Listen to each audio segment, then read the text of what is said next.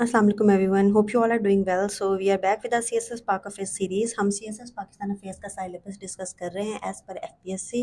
तो पिछले लेक्चर में हमने डिस्कस किए थे कायदे आज़म के 14 पॉइंट्स। तो आज हम उसको कंटिन्यू करते हैं और अब हम डिस्कस करेंगे अल्लामा इकबाल का इलाहाबाद एड्रेस, जो कि बहुत इंपॉर्टेंट है क्योंकि FPSC की जो आउटलाइन अगर आप देखें तो उसमें एक्सप्लिसिटली मेंशन है कि आपने कायदे आज़म और अल्लामा इकबाल की जो स्पीचेस हैं उनकी लाइट में अपने आइडियोलॉजी ऑफ पाकिस्तान को जस्टिफाई करना है कि क्या ज़रूरत थी पाकिस्तान बनने की, क्या ज़रूरत थी नज़रिया पाकिस्तान की, क्या ज़रूरत थी कि independent state. So let's move on to Allama Iqbal's Allahabad address.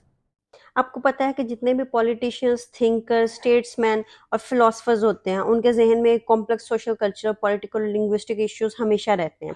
इसी तरह जब लेट 1920s में पूरा सोशो पॉलिटिकल कॉन्शियसनेस मुसलमानों की उजागर हुई, तो उसी वक्त में इकबाल जो हैं, जो एक पोइट फिलोसफर हैं, पॉलिटिकल थिंकर हैं, ठीक है, इन्होंने अपनी एक स्टेटमेंट्स दी। इन्होंने बताया कि ये क्या देखते हैं मुसलमानों के लिए। ये बेसिकली एक मॉडर्न टेरिटोरियल नेशनलिज्म के इनको क्रिटिक थी। इसका मतलब ये है कि इस्लाम में नेशनलिज्म का कंसेप्ट ही नहीं है। मतलब कि इस्लाम में मुसलमानों को एज अ उम्मा माना गया है, ठीक है। एक मुसलमान जहाँ कहीं भी है उसके दिल में एक मुसलमान के लिए दर्द होना चाहिए। इसी वजह से हम खिलाफत मूवमेंट में बहुत ज़्यादा आगे थे, क्योंकि हम वन उम्मा के कंसेप्ट में हैं, ठीक है। इसमें ये नहीं है हम नेशनल बाउंड्रीज को नहीं मानते। तो इकबाल भी बेसिकली बहुत एक रिलीजियस, उनका एक मेथड था, एक रिलीजियस पोइट थे, फिलोसफर थे, थिंकर थे, ठीक है। इस्लाम के लिए बहुत ज़्यादा उनके दिल में स्पेस थी, दर्द था, तो वो इस चीज़ को नहीं मानते थे और इसीलिए वो नेशनलिज्म के बहुत ज़्यादा खिलाफ थे। बेसिकली कोई भी एक स्टेट्समैन, पॉलिटिशियन, थिंकर जो होते हैं उनके जहन में कम्प्लेक्स सोशल, कल्चरल, पॉलिटिकल और लिंग्विस्टिक इश्यूज हमेशा रहते हैं। इसी वजह से जब लेट 1920s में जो यूनाइटेड इंडिया है अंडर ब्रिटिश राज, उसमें एक सोशो पॉलिटिकल कॉन्शियस जागी मुसलमानों की, और इसी दौरान इकबाल बिल्कुल एक पोइट फिलोसफर के तौर पर नुमाया हुए, एक पॉलिटिकल थिंकर के तौर पर नुमाया हुए, और उन्होंने बताया कि वो क्या सोचते हैं मुसलमानों के फ्यूचर के बारे में, वो क्या देखते हैं, उनके ख्वाब की क्या ताबीर है, कौन से एरियाज हैं जहां वो चाहते हैं कि एक मुस्लिम इंडिपेंडेंट स्टेट होनी चाहिए। बेसिकली वो ये कहते थे कि जो इंडिया है वो यूरोपियन कंट्रीज की तरह नहीं है जहाँ पे एक जैसे लोग एग्जिस्ट करते हैं, एक जैसे लोग, लेकिन उन्होंने कहा कि जो इंडिया है यहाँ पे कल्चरल डाइवर्सिटी है, ठीक है, रिलीजियस डाइवर्सिटी है। यहाँ पे दो बहुत बड़ी बड़ी फैक्शंस रहती हैं जो कि हिंदूज और मुस्लिम्स हैं, जो कि यूनाइटेड नहीं रह सकते। इन्होंने कहा कि यहाँ पे ड्यूअली ऑफ रिलीजन, पॉलिटी, सेक्युलरिज्म, इस तरह की सोसाइटी पे एप्लीकेबल नहीं है, ठीक है। ये सेक्युलर सोसाइटी नहीं बन सकती। वो सेक्युलरिज्म के बहुत ज्यादा ओवरऑल ही वो सेक्युलरिज्म के खिलाफ थे। किसी बच्चे ने पॉलिटिकल साइंस रखी हुई है तो उसको पता होना चाहिए कि पॉलिटिकल साइंस में इकबाल को आप एज अ फिलोसफर पढ़ते हैं और वहां पे आप उनकी सारा पॉलिटिकल जो उनका थॉट है, जो भी उनका पॉलिटिकल थॉट है in the is for related to Islam in the United India, वो आप सब पढ़ लेंगे और वहां पे आपको काफी ज्यादा मटेरियल भी मिल जाएगा जो आप अपने पाक अफेयर्स में कोट कर सकते हैं। इसी तरह उन्होंने कहा कि जो इस्लाम है वो बहुत इंपॉर्टेंट है in the lives of the Muslims. वो इस बात को मानते थे कि कोई भी मुसलमान अपनी रिलीजियस आइडेंटिटी खो देने पर कभी भी नहीं माता होगा। इसी वजह से जो अल्लामा इकबाल का इलाहाबाद एड्रेस है, इसको लैंडमार्क कहा जाता है in the history of the Muslim India. उन्हें कहा जाता है कि वो एक विजनरी आइडियलिस्ट थे, लेकिन टाइम ने प्रूव किया कि जो उनकी डिमांड थी वो बिल्कुल सही थी। इवन अब तक जो लोग पाकिस्तान के क्रिएशन को अपोज भी करते हैं ना, वो भी इस चीज़ को मानते हैं कि जो बेसिकली अल्लामा इकबाल का जो ख्वाब था, जो जिन एरियाज को उन्होंने ताबीर माना था, वो ही एक्चुअल में एक पाकिस्तान स्टेट बनने के मतलब बन चुके हैं या बन सकते हैं। जिन भी एरियाज पे हमारा अभी भी कन्फ्लिक्ट चल रहा है, ये हमारे स्टेट का नैरेटिव नहीं है, लेकिन आपको ये पता होना चाहिए कि अल्लामा इकबाल का नैरेटिव क्या है, कि उन्होंने जिन इलाकों को देखा था ताबीर, वो इलाके ही अगर देखा जाए तो रियल मायने में वहां पे मुस्लिम सब एग्जिस्ट करते हैं। बाकी सब पे क्या हो रहा है, प्रॉब्लम्स चल रहे हैं। उन्होंने रोड मैप दिया for the future India. Basically 1913 में अल्लामा इकबाल ने चेयर की थी एक meeting all India Muslim league की इलाहाबाद में। उसमें उन्होंने डिमांड की कि इंडिपेंडेंट होमलैंड होना चाहिए मुस्लिम्स का। उन्होंने कहा कि इस्लाम ने एक क्रीड पैदा की है जो कि इंडियन मुस्लिम्स एक वन नेशन होने चाहिए। एक इंडियन मुस्लिम्स का एक हक है कि वो एक नेशन के तौर पे रहें, अपने जितने भी नेशनल राइट्स हैं उनको प्रिजर्व करें। सबसे पहले उन्होंने इंडिपेंडेंट होमलैंड की डिमांड की मुस्लिम्स के लिए। फिर उन्होंने कहा कि इस्लाम ने मुसलमानों को एक ऐसा ही मतलब एक नेशनल किस्म की एक अलहदा से आइडेंटिटी दे दी है कि वो भी एक नेशन है, ठीक है। वो कहीं पे भी मर्ज नहीं हो सकते, अपने रिलीजियस आइडेंटिटी को वो नहीं खो सकते। उन्होंने कहा कि जो मुस्लिम मेजोरिटी है वो फेडरल सिस्टम में होनी चाहिए और उसको सेम प्रिविलेजेस मिलने चाहिए। अगर मुसलमान और हिंदूज यूनाइट रहते हैं तो जो एक फेडरेशन में हिंदूज के राइट है उसी तरह के सेम राइट्स मुसलमानों को मिलने चाहिए। उन्होंने कहा कि इंडिया कोई कंट्री नहीं है बल्कि एक कॉन्टिनेंट है जहाँ पे बहुत ज्यादा लोग रहते हैं और हर किसी की रिलीजियस आइडेंटिटी है, हर किसी की एक डिस्टिंक्ट कल्चरल आइडेंटिटी है।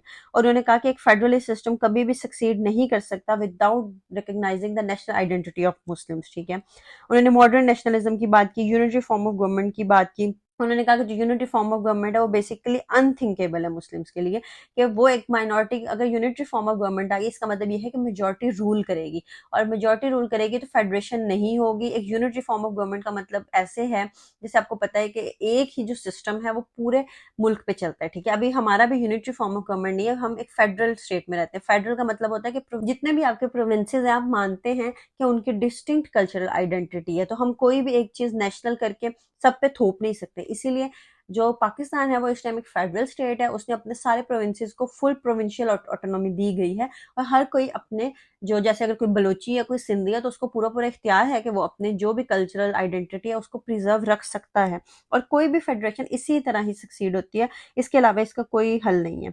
इन्होंने कहा कि रीडिस्ट्रीब्यूशन होनी चाहिए इंडिया में, मुस्लिम इंडिया बनाना चाहिए विद इन इंडिया, ये बेसिकली इनकी बात थी। अब देखा जाए तो ये काइंड ऑफ मुस्लिम इंडिया ही बना है विद इन इंडिया, क्योंकि बेसिकली ये सारा यूनाइटेड इंडिया ही था, जिसमें से अब एक जो टेरिटरी है वो पाकिस्तान बन चुकी है। इसी तरह देखा जाए तो अगर ये जो इनकी बात है कि मुस्लिम इंडिया विद इन इंडिया, ये इन्होंने एक टू नेशन थ्योरी की बुनियाद ही रख दी बिल्कुल वाज़ेह तौर पे।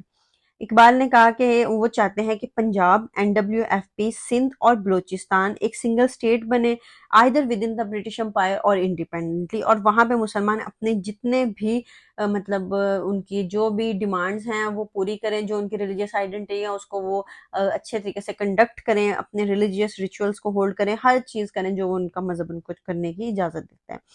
तो बेसिकली जो इकबाल ने कहा, उन्होंने कहा कि the formation of a consolidated north west India Muslim state appears to me to be the final destination of the Muslims. अब उन्होंने बंगाल और असम की बात नहीं की अपनी कैलकुलेशंस में, लेकिन बाद में जो मुस्लिम पॉलिटिशियंस थे, मुस्लिम लीडर्स थे, उन्होंने बंगाल और असम की भी डिमांड की।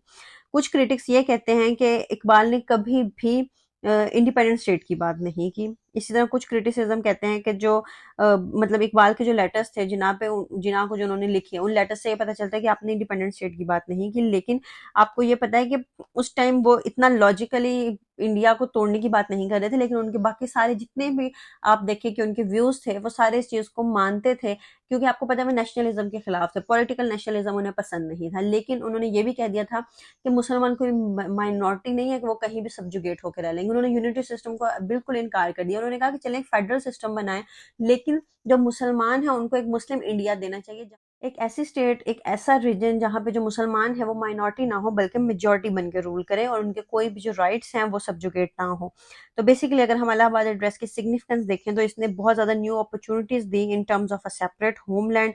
इन्होंने कंसिडर, मतलब एक जो अल्लामा इकबाल का आइडिया था उसने कायदे मोहम्मद अली जिन्ना को भी एक सीरियस कंसिडरेशन की तरफ मजबूर किया, और इसको बेसिकली एक बहुत ही इम्पोर्टेंट चीज़ माना जाता है in the ideology of Pakistan, और इवन के अल्लामा इकबाल को आर्किटेक्ट माना जाता है behind the ideology of Pakistan. Allama Iqbal के जो इलाहाबाद एड्रेस हैं उसके बाद आपको पता है कि पॉलिटिकल डेवलपमेंट स्टार्ट हो जाती है, क्योंकि 1937 और 1935 में एक एक्ट आता है, इंडिया एक्ट, और 1937 में इलेक्शंस होने हैं।